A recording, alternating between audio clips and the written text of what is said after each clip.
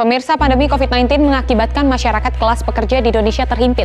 Masyarakat pun diimbau untuk lebih bijak dalam mengelola keuangan di tengah ketidakpastian ekonomi dalam negeri. Yang belum usai ini berdampak pada tata kelola keuangan rumah tangga. Nah, pandemi COVID-19, saudara, juga membuat sektor ekonomi dan dunia usaha di Indonesia memang terpukul. Banyak kemudian pelaku usaha kecil dan menengah atau UMKM yang susah payah menghadapi bisnisnya yang terhambat. Terdapat 6 tahap perencanaan keuangan rumah tangga. Yang pertama, menetapkan tujuan keuangan. Yang kedua, mengumpulkan informasi yang relevan. Yang ketiga, analisa informasi. Yang keempat, menyajikan rekomendasi. Yang kelima, implementasi perencanaan keuangan. Yang keenam, mengawasi perencanaan keuangan. Bagaimana cara mengatur keuangan di saat pandemi COVID-19? Pandemi mengajarkan kita bahwa hidup harus lebih hemat. Hampir semua keluarga terkena dampak keuangan akibat wabah virus corona. Namun, seberapa besar pengaruhnya untuk tiap keluarga tergantung dari berbagai hal. Oleh karena itu, penting untuk mengetahui cara mengatur keuangan di masa sulit, terutama saat kondisi finansial sedang tidak menentu. Berikut tips dan trik mengatur keuangan saat pandemi. Pertama, mencatat pemasukan dan pengeluaran. Yang pertama, menyusun pemasukan. Dengan mencatat pendapatan rutin yang diterima dan tidak memasukkan pendapatan yang tidak rutin. Yang kedua, menyusun pengeluaran. Terdapat beberapa hal penting yang harus ada dalam menyusun pengeluaran, seperti kebutuhan pokok, vitamin, biaya sekolah, dan lainnya. Pengeluaran yang dicatat mengikuti kebutuhan dari masing-masing rumah tangga. Terdapat juga pengeluaran non-rutin yang terdiri dari belanja bulanan, belanja sayuran, vitamin, dan lainnya. Lalu ada pengeluaran hiburan.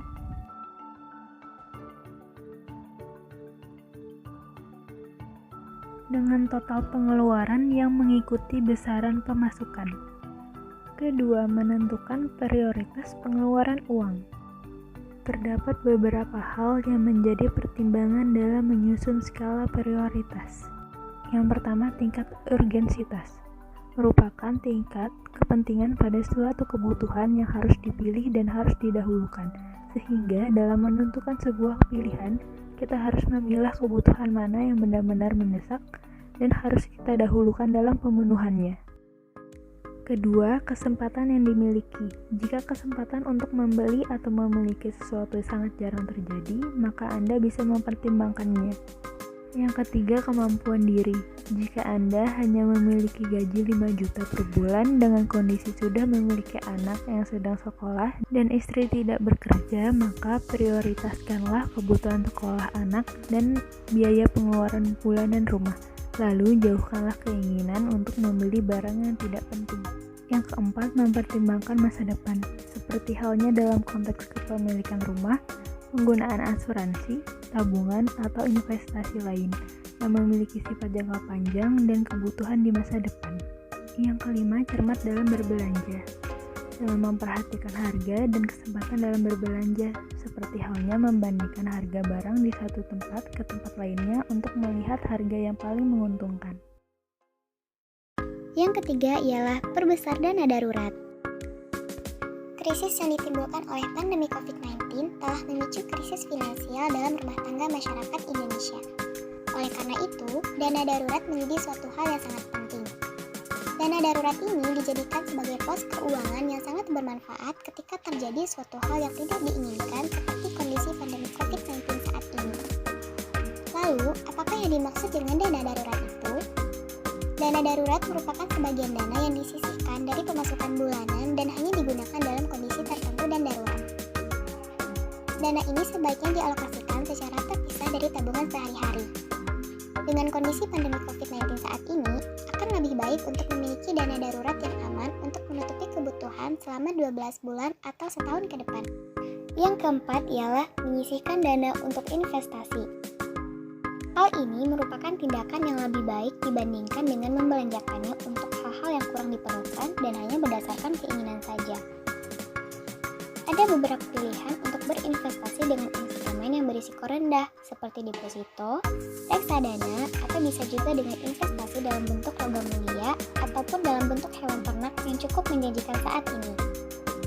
Yang kelima ialah mencari ide bisnis mini modal untuk ibu rumah tangga guna menambah pendapatan. Memulai ide bisnis untuk ibu rumah tangga merupakan solusi yang tepat untuk mengubah kehidupan keluarga apalagi di masa pandemi ini. Ada beberapa ide bisnis kecil yang cocok untuk ibu rumah tangga dengan biaya atau modal yang rendah, yaitu diantaranya: yang pertama, memulai bisnis penulisan freelance. Menulis lepas adalah salah satu ide bisnis terbaik untuk ibu rumah tangga yang suka menulis. Dalam hal ini, tidak perlu memiliki pengalaman sebelumnya, tetapi harus memiliki keterampilan menulis yang baik untuk mendapatkan penghasilan yang stabil dengan bisnis menulis lepas. Yang kedua, membuat blog. Blogging adalah salah satu ide bisnis rumahan yang lebih populer untuk ibu rumah tangga karena beberapa alasan. Blogging itu fleksibel dan menyenangkan. Anda dapat membuat blog tentang minat Anda dan membantu orang lain dengan berbagi ide, proyek, resep, dan lainnya. Blog juga sangat luas, jadi Anda selalu dapat menemukan topik yang Anda sukai untuk ditulis. Yang ketiga, memulai bisnis kerajinan. Apakah Anda selalu ingin memulai proyek yang menyenangkan dan kreatif di rumah seperti membuat keranjang, merajut, menjahit, membuat perhiasan, atau membuat dekorasi rumah? Jika iya, Anda juga bisa mengubah hobi menjadi bisnis. Menjual kerajinan tangan adalah salah satu ide bisnis kecil terbaik untuk memulai dengan sedikit uang. Bisnis ini berbiaya rendah, menyenangkan, dan bermanfaat. Dan berkat internet, ada lebih banyak cara untuk menjual kerajinan tangan.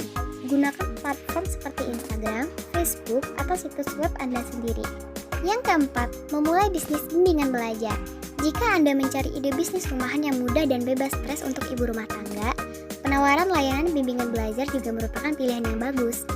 Terutama jika Anda tinggal di lingkungan dengan banyak anak sekolah, Anda mencintai anak-anak, dan Anda adalah mantan guru atau pendidik. Anda juga dapat menawarkan bimbingan virtual, apalagi di masa pandemi COVID-19 saat ini. Mudah untuk memulai bisnis ini jika Anda memiliki pengalaman yang relevan dan Anda suka mengajar kepada anak-anak. Yang kelima, memulai bisnis kue di rumah. Jual kue mangkuk atau kue ulang tahun, pie, dan makanan panggang lainnya, lalu kemaslah menjadi hadiah. Pasarkan bisnis ini di media sosial dan melalui jejaring, atau kirimkan produk di kafe lokal. Hal terbaik tentang bisnis ini adalah ibu rumah tangga dapat melakukannya pada waktu sendiri dan di rumah.